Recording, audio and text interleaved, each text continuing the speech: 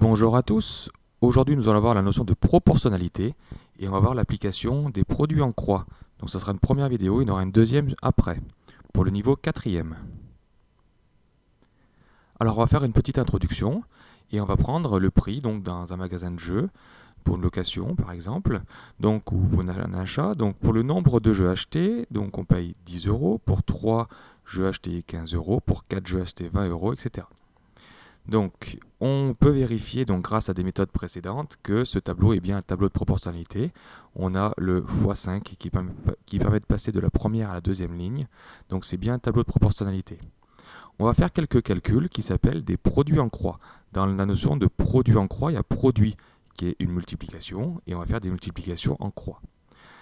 Donc, on va prendre ces 4 nombres ici dans le tableau et on va faire des multiplications en croix. Donc en croix comme ceci, on va faire 2 fois 15 qui fait 30 et on va faire aussi 10 fois 3 qui fait aussi 30. Donc on obtient le même résultat. On va le faire également pour d'autres nombres. Ici, donc pour ces 4 nombres-là, on va faire un produit en croix. On va faire 3 fois 20 qui fait 60 et 15 fois 4 qui fait aussi 60.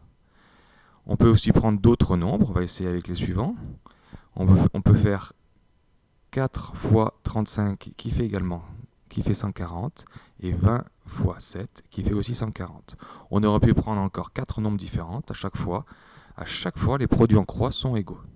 Donc ça va être une application qui va être assez sympathique. Donc on va pouvoir mettre la propriété qui dit que dans un tableau de proportionnalité, donc ça marche bien si un tableau est proportionnel, les produits en croix sont égaux. Autrement dit, donc quels que soient les nombres relatifs A, B, C et D, donc on peut mettre des nombres négatifs, mais ce n'est pas forcément le plus utilisé souvent. Donc on peut dire ici que les produits en croix sont égaux, c'est-à-dire que A fois D égale B fois C. Donc une première application à ça, c'est qu'on va pouvoir vérifier si un tableau est un tableau de proportionnalité. On verra une autre application dans la prochaine vidéo. Alors on va faire au total 3 exemples. Donc on va commencer par un exemple facile. On va avoir 2 tableaux ici, tout simple. On va vérifier s'ils sont des tableaux de proportionnalité ou non. Donc voici les 2 tableaux. Donc si on veut utiliser d'autres méthodes, on peut également, il n'y a pas de souci, mais là on va faire avec les produits en croix. Donc on va vérifier si les produits en croix sont égaux. Donc on va faire un premier calcul, 7 fois 25, qui fait 175.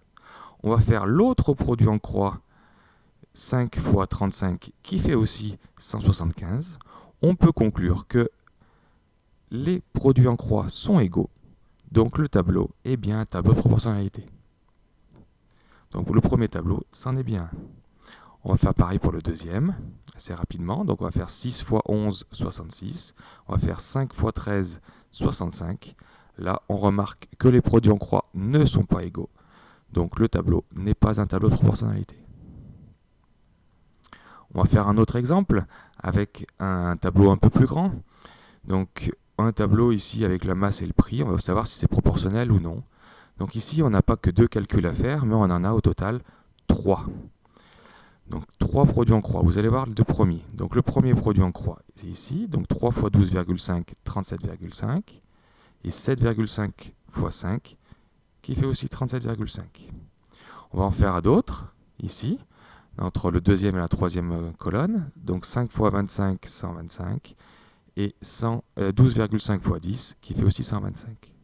Et puis on a un autre à faire, à ne pas oublier, à vérifier si la première colonne et la troisième colonne sont bien aussi ensemble.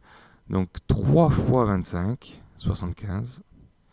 Et 7,5 fois 10, 75. Donc là, on remarque à chaque fois que les 3 produits en croix sont égaux. Donc le tableau est bien un tableau de proportionnalité. On va faire un dernier exemple dans le même style. Donc même style avec les valeurs qui changent. Donc on va vérifier les 3 produits en croix. Donc le premier produit en croix qu'on va faire, c'est 2 fois 6,60 qui fait 13,20. 2,20 fois 6 qui fait 13,20, donc ça marche. On va tester le deuxième produit en croix. 6 fois 10,10, 60,60. Et 6,20 fois 10, 66. Ah, donc là, on se retrouve avec déjà des produits en croix qui ne sont pas égaux. Ça ne sert à rien de tester le dernier, parce qu'on voit déjà qu'il y en a un qui n'est pas égal à l'autre. Donc, les produits en croix ne sont pas égaux. Donc tous les produits ne sont pas égaux et donc il y en a un qui ne marche pas. Donc le tableau n'est pas un tableau de proportionnalité.